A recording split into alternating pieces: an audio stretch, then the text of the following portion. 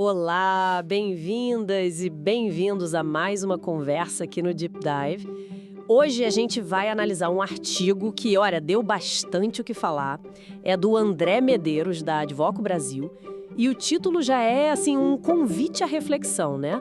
O caso Cacau Show. Seu escritório de advocacia tem gosto de quê? A lição amarga da coerência. É um ponto de partida bem interessante, porque a proposta do André Medeiros não é só ficar revisitando a crise da Cacau Show, que muita gente acompanhou, né? É usar esse caso como um espelho para algo que acontece e muito no meio jurídico, só que nem sempre vem à tona assim abertamente. Aquele abismo entre o que se fala e o que se faz nos escritórios. Exatamente. Vamos investigar essa tal lição amarga da coerência, como o próprio autor chama. Afinal, qual é o verdadeiro sabor, né, da cultura em tantas organizações, incluindo as bancas de advocacia que se vendem como o suprassumo da gestão? Bom, acho que a gente pode começar a desembrulhar isso. O artigo já começa bem impactante, né? Coloca a Cacau Show como um estudo de caso, assim, incontornável sobre cultura e imagem de marca. Aquela imagem toda construída de afeto, de sonho, sabe? De empreendedorismo. E que, de repente, ruiu. Ruiu feio sobre acusações de um ambiente de medo, coação. Até culto à personalidade do fundador, né? Foi o que se falou. Esse é o ponto central da análise do Medeiros.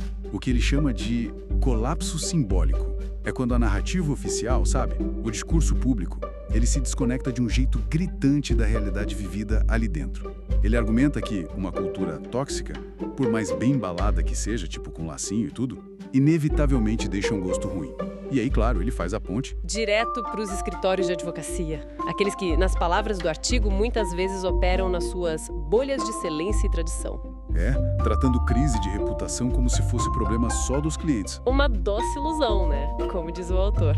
É fascinante e até um pouco desconfortável, eu diria, como ele desenha esses paralelos. Porque enquanto muitos escritórios ficam promovendo discursos sobre excelência inabalável, ambiente genuinamente colaborativo e valorização das pessoas. Nossa. Pois é. O dia a dia, como o artigo aponta, pode ser bem diferente.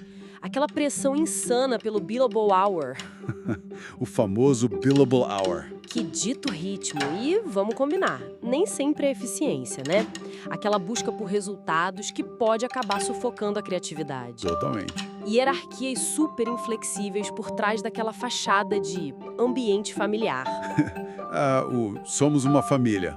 Clássico. E um sistema de mérito que muitas vezes parece favorecer quem melhor navega nos jogos de poder internos, sabe?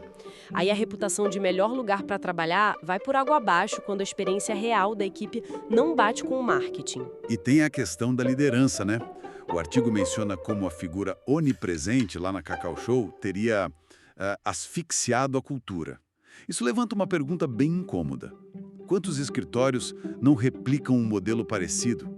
Com aquele sócio fundador visionário. Quase um semideus, né? Exato. Cuja opinião é inquestionável, que centraliza as decisões e, talvez sem perceber ou percebendo, acaba cultivando mais o receio do que o engajamento genuíno. O medo de errar, de discordar. Medo de inovar, né? Exatamente. O artigo também entra na questão dos rituais. No caso da Cacau Show, foram mencionadas práticas bem específicas, tipo cânticos e tal. Nos escritórios, o texto aponta para outros tipos de rituais, talvez mais sutis, mas igualmente perniciosos. Como quais, por exemplo? Aquela glorificação de quem trabalha até mais tarde, sabe?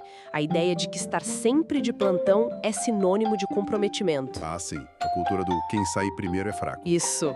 Aquele discurso de somos uma família, que é usado para justificar demandas excessivas, desumanas às vezes, e, claro, o silêncio corporativo diante de situações complicadas, como assédio. Aí a análise fica bem afiada, né? Sem dúvida, porque, como o André Medeiros destaca muito bem, o engajamento que nasce do medo ou só da obrigação, ele não se sustenta. É o que ele chama de marketing do medo e tem prazo de validade curto. A mensagem é bem direta, na verdade. Organizações que ignoram as conversas de corredor, os sinais internos, elas podem acabar tendo que se explicar, publicamente ou pior, nos tribunais. Crise de imagem não escolhe setor, não. De jeito nenhum. E diante desse cenário todo, o que o artigo sugere? Quais são as saídas? A palavra que parece central é coragem. Coragem, boa palavra. Coragem para, de fato, descentralizar o poder. Para tornar transparentes os critérios de promoção, de remuneração, talvez com uma auditoria independente. E essa ênfase no independente é crucial, né? Significa sem maquiagem, sem aquele controle interno sobre o resultado final. E, além disso, criar comitês de ética, de integridade que funcionem de verdade. Não só para constar no relatório anual, para inglês ver. Exato. E, talvez o mais difícil de tudo, ter a coragem de ouvir as críticas, de admitir as falhas e reparar os danos com humildade, em vez de se esconder atrás daqueles comunicados corporativos genéricos vazios. Que não dizem nada, né? Exatamente. A cultura, como o texto bem coloca, é o alicerce. Reconstruir isso leva tempo, mas é vital. Muito mais que qualquer post bonito no LinkedIn. Então, para a gente sintetizar um pouco essa análise que o artigo do André Medeiros provoca, o grande alerta é sobre essa dissonância mesmo, essa falta de coerência entre o discurso e a prática. É isso. O caso Cacau Show acaba servindo como um lembrete bem forte para qualquer empresa, mas com um eco especial no mundo jurídico, né? Sobre os riscos enormes de manter um discurso que simplesmente não encontra respaldo na vivência diária das pessoas ali dentro. Perfeito. A cultura de uma organização não se define pelo que está escrito na placa da entrada ou na página sobre nós do site. Isso é fácil.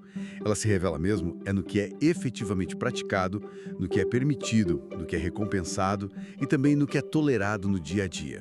A lição pode ser amarga, como o título sugere, mas olha, é extremamente relevante. Fica, então, uma provocação final para quem nos ouve.